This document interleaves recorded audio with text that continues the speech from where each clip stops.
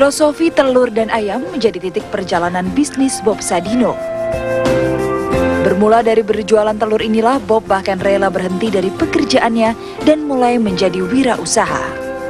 Saya kembali dari Eropa, masih bekerja untuk sebuah perusahaan, di mana ketika satu malam saya bilang sama ibu, besok saya nggak mau kerja. Itulah awal dari sebuah awal. Dia tidak ada komentar satu patah kata pun. Dan itu sebetulnya kekuatan yang maha dahsyat, yang mengakibatkan segala guliran yang ada hari ini. Nah, di dalam perjalanan itu, sebetulnya yang menangkap peluang itu tidak otak saya, tidak pikiran saya, tetapi mata saya yang menangkap peluang. Apa yang saya tangkap? Saya lihat telur di Indonesia berbeda dengan telur yang saya makan di Eropa. Nah, dari situlah saya terbetik pikiran saya bersama beberapa orang kawan untuk menulis surat kepada pembiak, ya, breeder ayam di negeri Belanda untuk membeli beberapa ekor ayam untuk dikirim ke Indonesia.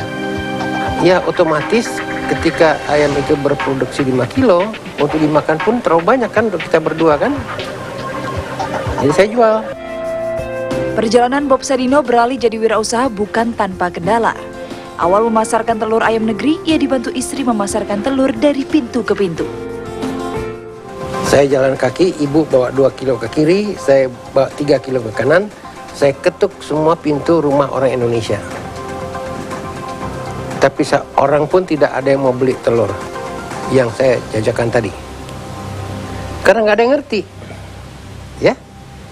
Nah, ketika saya mengetuk pintu rumah orang asing, langsung dibeli. Ya.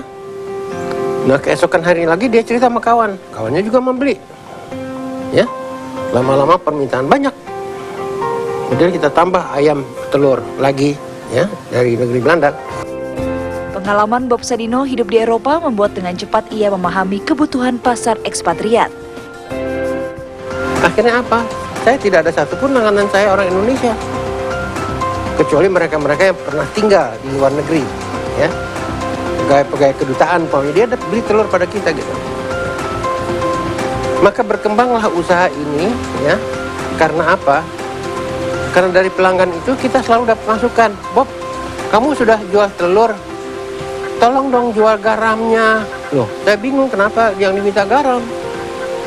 Akhirnya saya tahu bahwa garam pada waktu itu dijual dalam bentuk bata, persegi itu, dijualnya di atas tikar di tanah. Tidak ada orang asing yang mau beli kan. Nah, saya lalu mengadakan garam yang sesuai dengan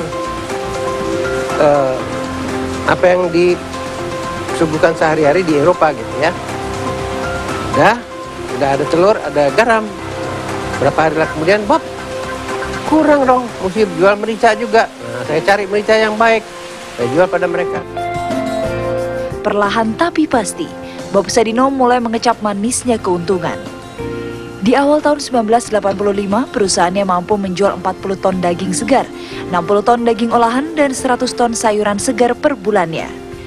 Hingga akhirnya Bob merintis pendirian pasar modern Kemcik. Kemcik ini awalnya saya ingin hanya satu saja. Saya tidak mau kembangkan ke lain-lain tempat. Sampai kita ada satu posisi keterpaksaan ketika bangunan Kemcik lama dibongkar untuk mendirikan sebuah bangunan tinggi. Saya sewa tempat di Pacific Place luas 2000 meter, ya kan? Ya, timbullah Kemcik kedua. Tetapi tidak akan lagi ada Kemcik selanjutnya. Cukup di situ aja. Ya, ternyata seni hidup ini bagaimana seorang bisa mengatakan cukup.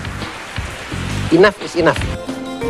Tidak hanya sukses mengelola pasar modern, pria bersio ayam ini juga sukses mengenalkan sistem budidaya hidroponik.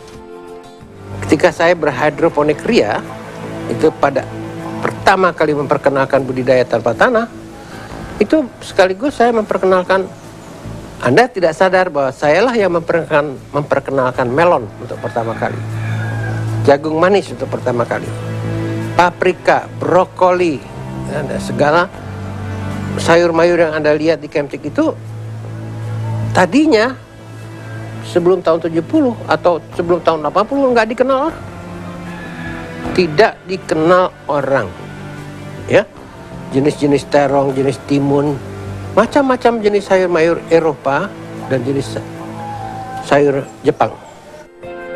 Kini, jejak sukses bisnis Bob Sadino telah diikuti oleh sejumlah wirausahawan dan menjamur di berbagai pusat perbelanjaan di Nusantara.